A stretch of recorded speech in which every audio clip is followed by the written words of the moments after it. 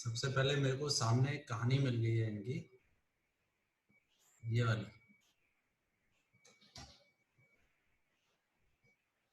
याद आई? किसको किसको याद आ गई? मेरे को भी याद आ गई।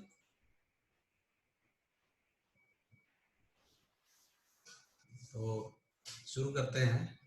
ये कहानी है, मैं पढ़ के सुनाता हूँ या कोई और पढ़ के सुनाना चाहेगा इसको? पुष्कर जी, आपको दिख रहा है, आप पढ़ के सुनाओगे?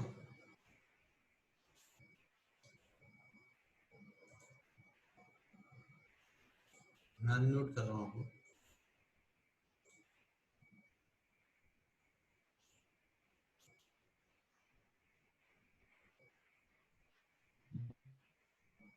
पुष्कर जी, आवाज कट रही है। चलो मैं पढ़ के सुनाता हूँ। तो ये क ख की लड़ाई। हिंदी के वर्णमाला में सभी स्वर और व्यंजन इस प्रकार गूंथे गए हैं कि एक के बिना पूरी माला बिखर जाती है, पर उनकी सार्थकता तो मिलजुल करके ही रहने में है। पर एक बार वर्णमाला के दो निकटतम दो वर्णों क और ख की लड़ाई हो गई।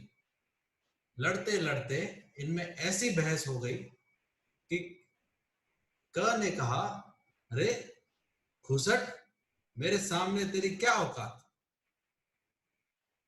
कामिनी के हृदय को भाने वाले कंगन किसको प्रिय नहीं है? कंचन की कीमत रूप सबको लुभाता है, कि कीमती रूप सबको लुभाता है। क्या कहूं मैं अपनी कहानी, कहां कहां नहीं हूं मैं। कश्मीर से लेकर कन्याकुमारी तक, और तू ठहरा खाना बदोहश, खाना बदोहश बदोश। मैं काव्य तो तू खंड काव्य। मैं करूं करोड़ों की कमाई और तू करे खर्च। मैं करूं करोड़ों की कमाई और तू करे खर्च। मैं कमल सा कोमल और तू खार है। मैं कल्याणकारी और तू खलनायक है। मैं तो करता हूं कमाल, तुम रखना अपना ख्याल। हर कोई है मेरा कायल और तुम हो पूरे खुदगर्ज। मैं तो हूं काम का और तुम हो खोटे। क की यह बात सुनकर ख से चुप ना रहा गया। उसने उत्तर दिया, अपनी कर्कश वाणी से यह क्या कह रहे हो?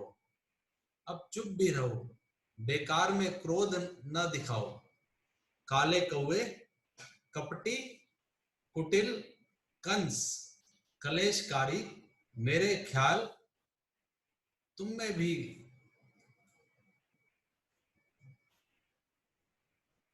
मेरे ख्याल तक में भी नहीं तुम आना। दुष्ट करेले से कड़वे और मैं खट्टा मीठा खरबूजा। कटु वाणी से सबको कष्ट पहुंचाने वाले, खुश रहना सीखो। तुम करोड़ों तो मैं खरब। तुम हो कंजूस तो मैं हूं खुले दिल वाला।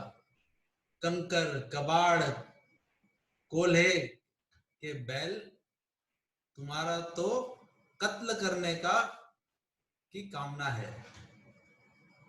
क और ख की लड़ाई तो बढ़ती ही जा रही थी, इसलिए शेष वर्ण उन्हें वर्णमाला के पास ले गए।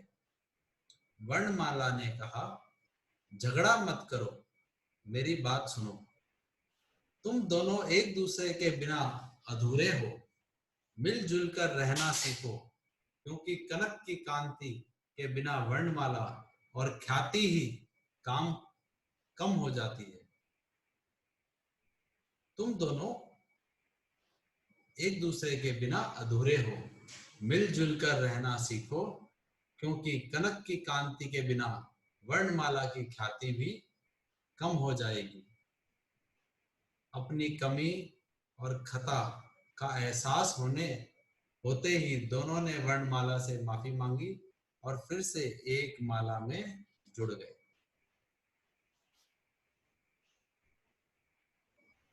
तो याद आई किसने किसने सुनी हुई है ये?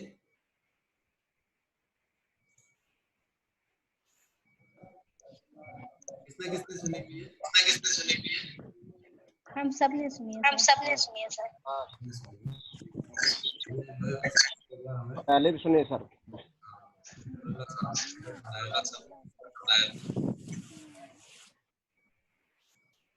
ये उनके जनरल नॉलेज वाले हैं। और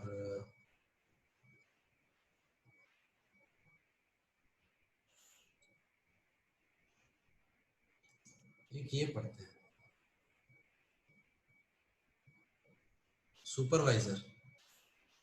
ठीक है, यहाँ पे जो सुपरवाइजर है, सुपरवाइजर का मतलब ये नहीं कि हम कोई एक डेजिग्नेशन की बात कर रहे हैं।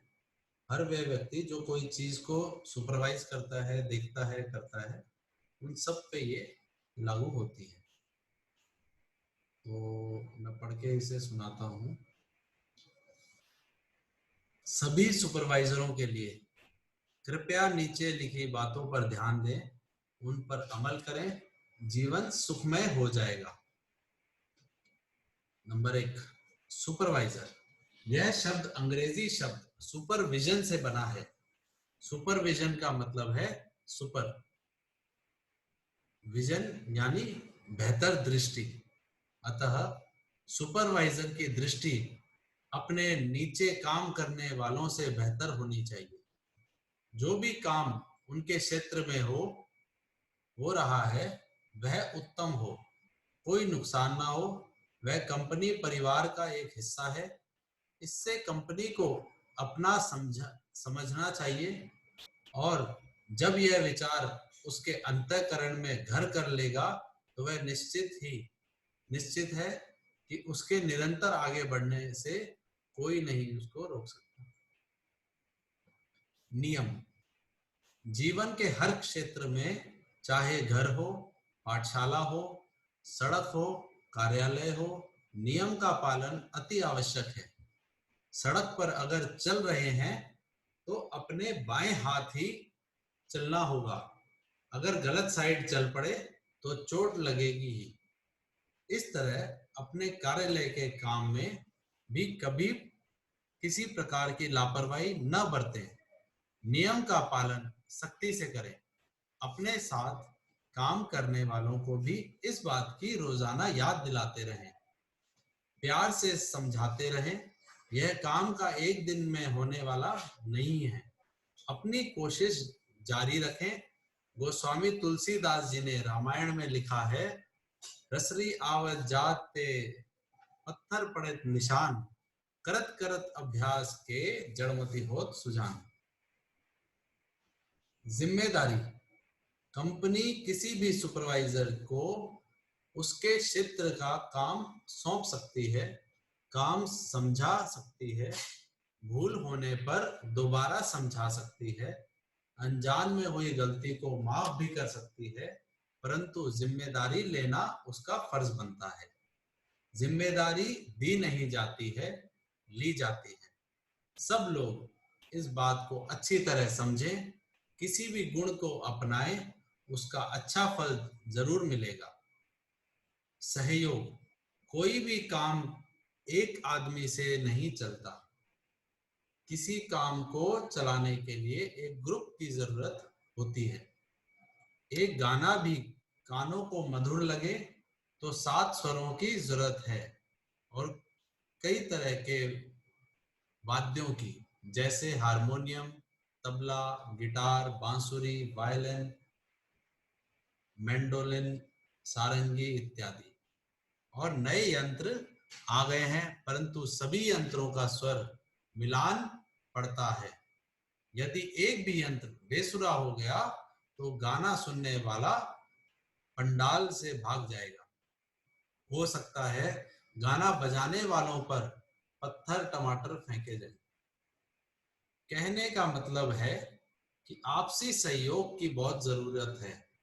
कंपनी के कर्मचारी व सुपरवाइजर किस किस प्रांत से आते हैं, उनकी बोलचाल, तौर तरीके, रहन सहन सब अलग अलग होते हैं, परंतु सबका मकसद एक ही होना चाहिए कि वह कंपनी हमें रोजी रोटी दिलाती है। हम सबको मिल करके इसे उन्नत करना है। जो भी माल बनाए कस्टमर को पसंद आए, कोई रिजेक्शन ना हो, कंपनी की बदनामी ना हो, क्योंकि किसी भी कर्मचारी की भूल से सभी की बदनामी होती है। ईमानदारी एवं लगन। काम करते समय ईमानदारी और लगन बरकरार रखें। जिंदगी में तरक्की और बढ़त हासिल करने के लिए यह बहुत ही जरूरी है। जो काम दिया जाए उसे ठीक से समझें। समझ ना आने पर दोबारा पूछने में हिचकिचाहट महसूस न करें। अपनी गलती अगर हो गई है तो किसी दूसरे पर न थोपें। अपने उच्च अधिकारी को सच बताएं, जिससे कि समस्या हल करने में उन्हें आसानी हो। सोच। आदमी की सोच ही उसे अच्छा या बुरा काम करने के लिए प्रेरित करती है। अतः हमेशा सोच अच्छी दिशा में ही लगाएं। अपना व्यवहार सबके प्रति विनम्रता का रखें। इसमें कोई पैसा खर्चा नहीं होता। आदर सम्मान दें तो आपको भी उससे ज्यादा ही वापस मिलेगा। क्रोध से दूर रहें। पहले इससे आपकी अंतरात्मा जलेगी, फिर औरों को जलाएगी। मैंने जीवन की कुछ जरूरी बातें आपके सामने रखी। ठंडे दिमाग से पढ़ें, समझें और पालन करें, करने का विचार करें। धन्यवाद। R.D. लोईवाल, 22 जुलाई हो गई 7 2004। तो ये लोईवाल साहब का एक पढ़ा। उनको आवाज अच्छे से पहुंची?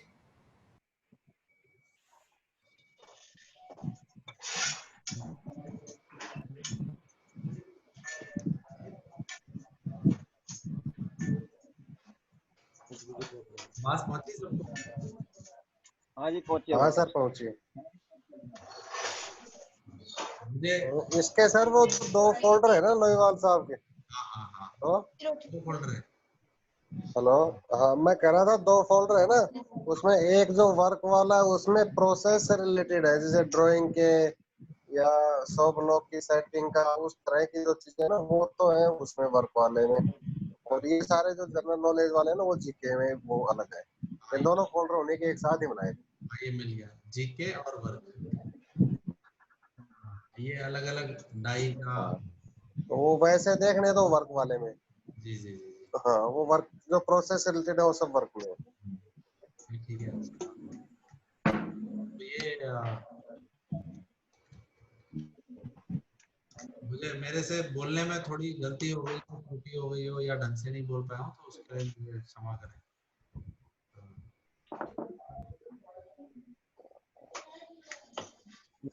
ये वैसे सुन के कैसा लगा? मतलब क्या हम एक एक दो कागज लेकर के रोज कवर करें?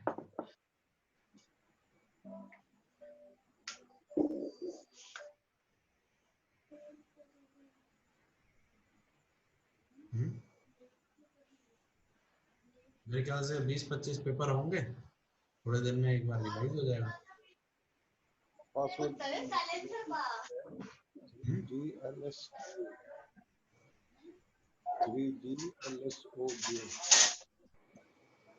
मैं क्या सोचते हैं?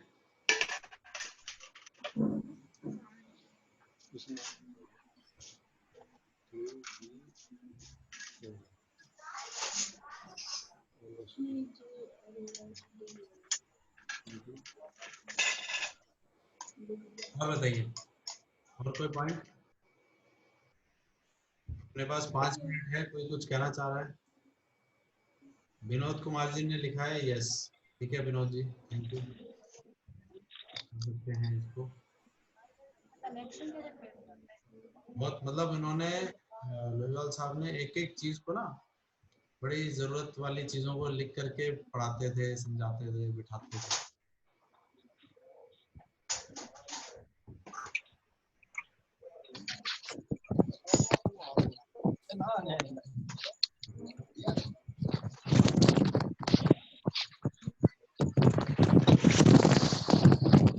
चाहता है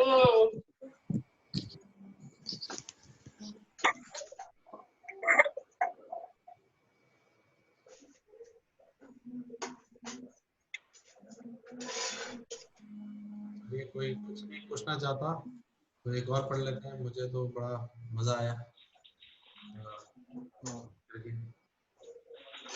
ठीक है, सही है। हाँ हाँ ठीक लग रहा है सर, बढ़िया। 20-25 पेज है सर ये हाँ लगातार। तो 2-3 बीच बीच में कवर करते रहेंगे तो काफी चीजें याद हो जाएगी, यादें ताजा हो जाएगी। मेहनत की आप देखेंगे कि वो जो उस दिन हम लोग लीडरशिप की बात कर रहे थे, उसकी काफी बातें इससे मैच करती हुई है ना। उसमें अपने जैसे पॉइंट दिया हुआ था सुपरविजन में, हमने कहा था सड्डी पुरुष जाए, उसमें नियम नियम की बात हुई थी। तो नियम को समझना, जानना, उस पर विश्वास करना,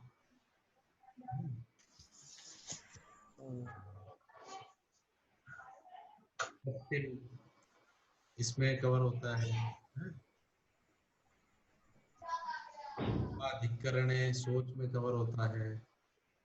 तो काफी चीजें मिलती हुई मैं महसूस कर पा रहा हूँ इसको जब देखता हूँ।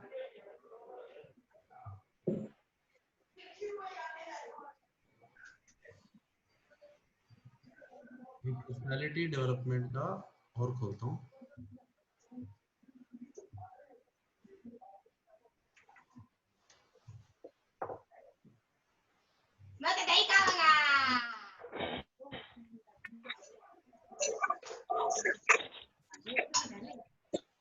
पंजाबी बोले, हरियाणी बोले, कुछ बोल।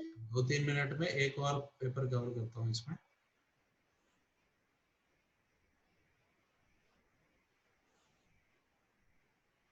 जो छोटा हो।